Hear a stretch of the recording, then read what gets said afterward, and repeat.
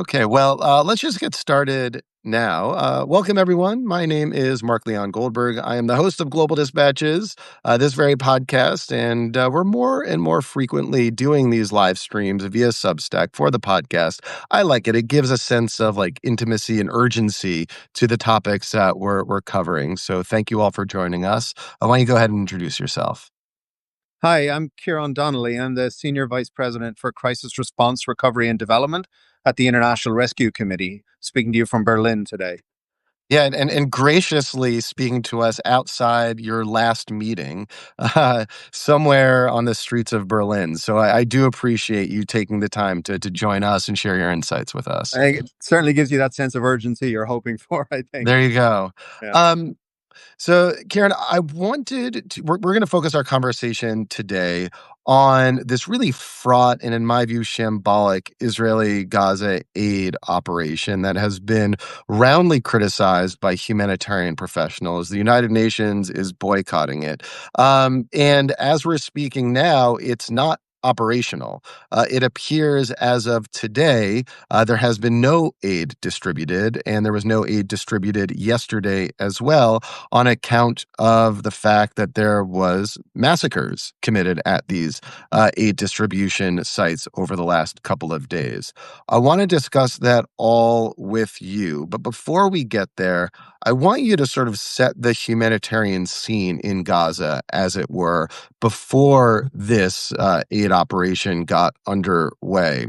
Gaza had experienced a near 80-day blockade of all humanitarian assistance getting into the territory.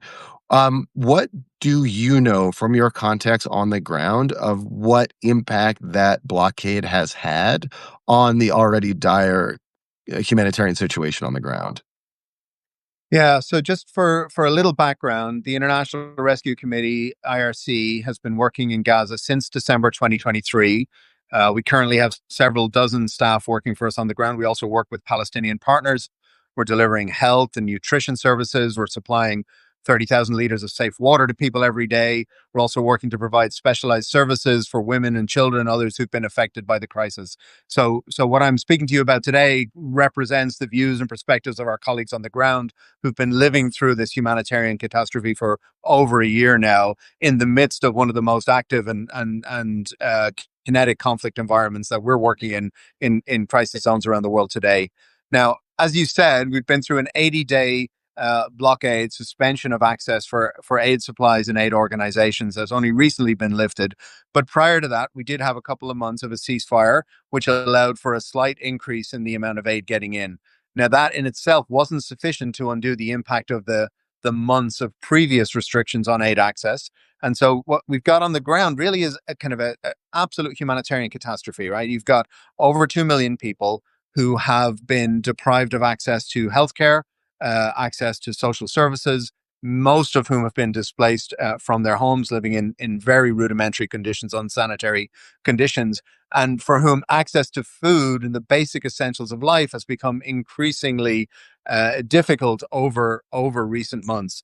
And that's only compounded by the effect of this 80-day blockade. So what we hear from our staff on the ground is that families of 5 or 6 people are going to bed sharing a single piece of bread for their meal before going to bed every night. That people are having to decide, among family members who accesses food. That what is available in the shops is increasingly expensive and out of the reach of most people.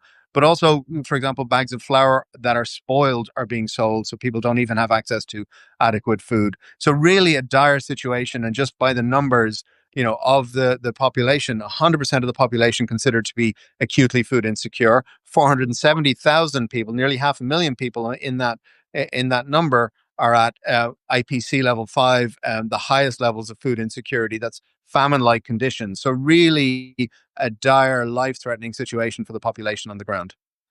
How does the humanitarian crisis on sort of humanitarian metrics compare to other really deeply problematic humanitarian crises around the world, like, say, Sudan? I know the numbers are larger in Sudan because it's a far larger population, but how do you compare like the scale and the intensity of the crisis in Gaza compared to other places today?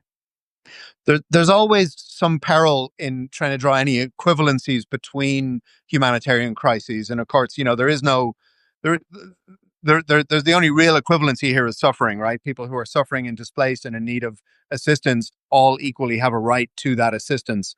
Um, as you say, the numbers in a crisis like Sudan outweigh the numbers in Gaza. We've over 9 people displaced and 9 million people displaced, and tens of millions of people in need of food and other support in Sudan.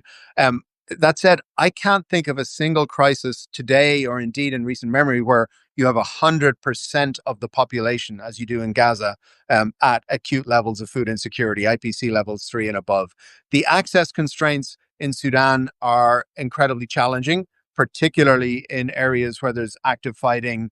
As we saw the recent attacks on a WFP and UNICEF convoy, in which 5 of their staff tragically lost their lives earlier this week, highlighting the dangers for workers. But again, in Gaza, I think the pattern of incidents in which humanitarian workers, UN staffers, NGO staffers, and facilities have been struck in incidents also exceeds, I think, on a proportional basis, what we see in many crisis zones around the world. It's consistent with the trends and patterns we see, but in terms of the severity and acuity of it, I think it makes it the most dangerous place in the world for civilians, the most dangerous place in the world for aid workers. So, for all the reasons you described earlier, nearly 100% of the population in Gaza is in an really acute level, I believe is how you describe it, of food insecurity. And for those reasons, the Israeli government, came under considerable pressure to finally release some aid and lift its blockade to a certain degree, and came up with this Gaza Aid Foundation as a way, as a mechanism to deliver aid. Um, can you just describe, like, what do we know about the Gaza Aid Foundation? You're a humanitarian professional. I've been covering this space for, 2 decades. Never heard of the thing. It kind of came out of nowhere, which I suppose it did. How was it formed, and what do we know about its origins? Yeah, I don't know much more than you do about the origins of it. I've been in the sector for 25 years, and but this organization has only been not even 25 days, as far as I know. It's been formed in recent weeks as a bespoke entity to deliver aid in Gaza, as I understand it. The origins of it coming together. There's certainly been some speculation in the media about that, but nothing that I could speak to with any authority. What I can say, though, and what I think is really important to emphasize, is that for anybody in the Israeli authorities or their supporters, or anybody at all who's interested in delivering assistance to people in Gaza who desperately need it, there is an obvious solution to that, which is the existing aid infrastructure on the ground, both through the United Nations, UNRWA, and its partners in the UN and the humanitarian communities, groups like ours. We have 27 pallets, that's about 6 tons of supplies waiting to get into Gaza. We weren't able to get it in due to the blockade. It's still waiting to get outside. We have collectively across the humanitarian sector, we have networks of staff and distribution points that can be leveraged. The capacity to deliver aid exists. And so the need for a bespoke entity, a new entity that has no track record of delivering in one of the most complex environments in the world, there's simply no need for it. Yeah. Well, look, it has a bit of a track record now. It's been operational for a little less than a week. What can you just, like, describe as best you know how this Gaza Humanitarian Foundation aid distribution works? What role, say, American security contractors play? What role the Israeli government plays? And where and how this aid, to the extent that it has been distributed, was distributed. Yeah.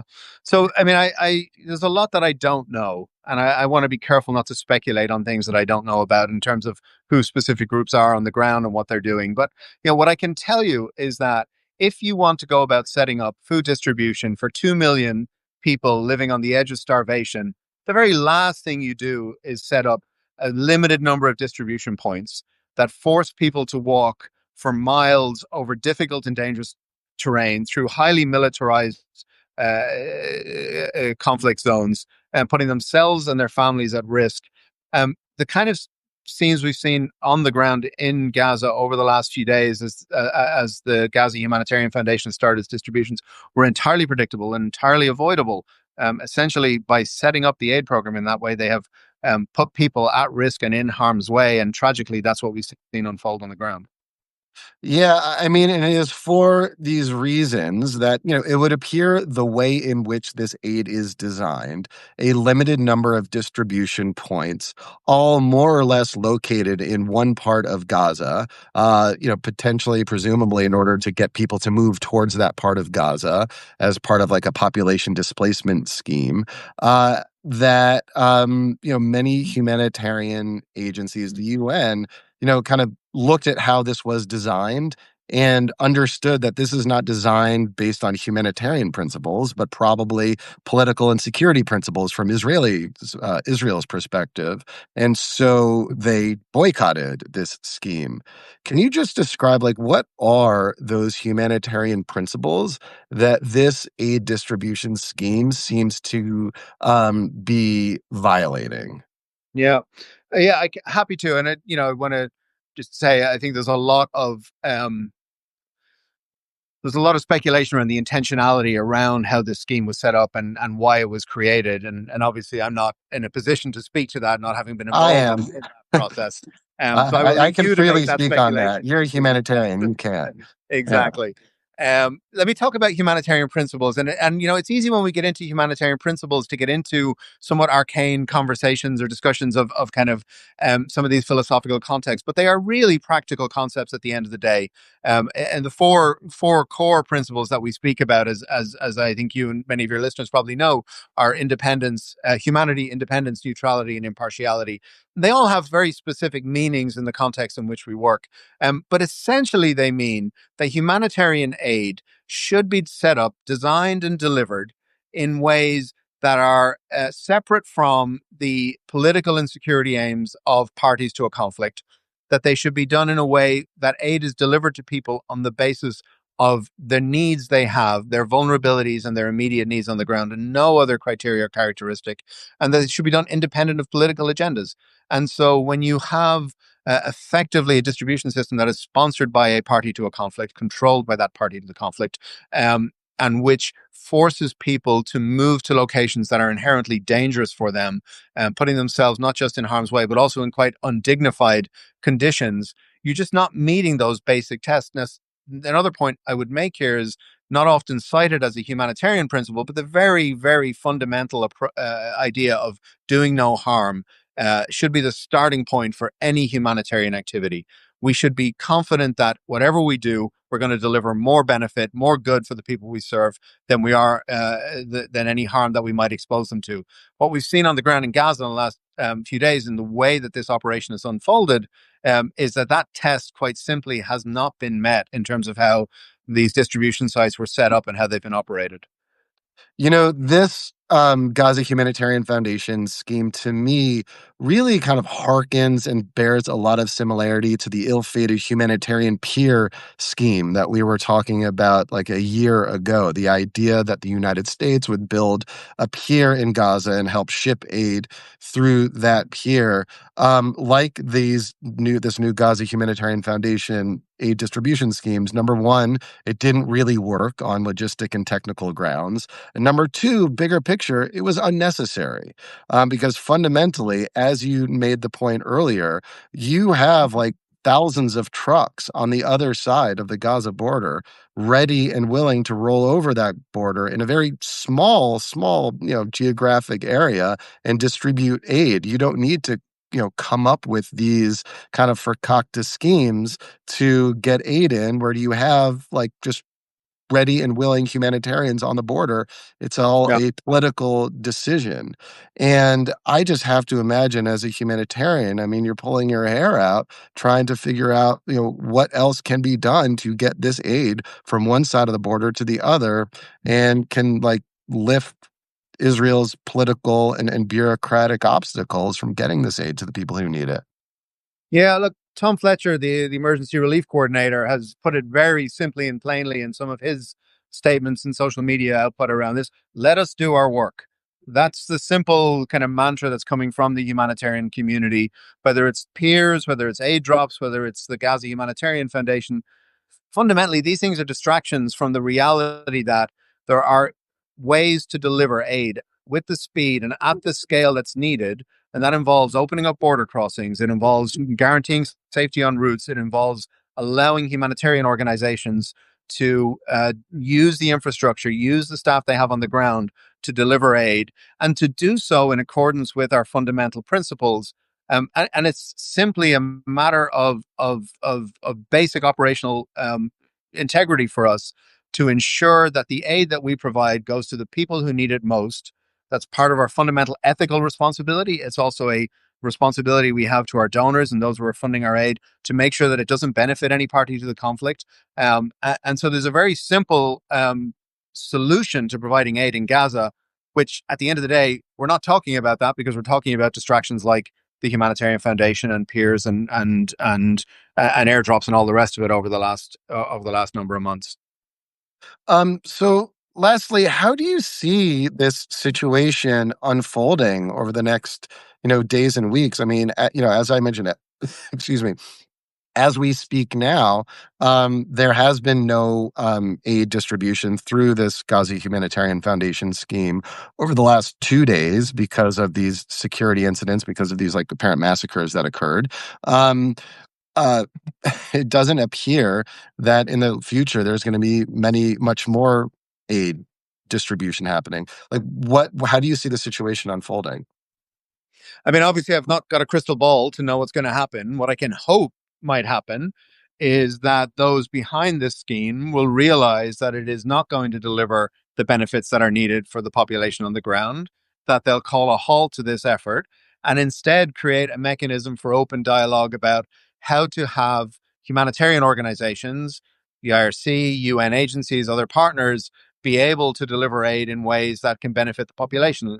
We in every conflict zone we work in around the world, we stand ready to engage and talk with any party to the conflict in order to be able to provide sufficient assurances around the independence, the impartiality, the neutrality of our operations. That remains very much the case in Gaza today. We're ready to get to work. We just need the facilitation, the support, the space to be able to do it. All right. Well, Karen, I hope you get that support that you need. So thank you, and thank you so much for taking the time to speak with me today on the streets of Berlin, the life of a busy humanitarian. I appreciate it. Right. Well, thanks for bearing with me despite the logistical challenges, and thanks for giving us the space. Okay, thanks. Bye. Bye. Bye.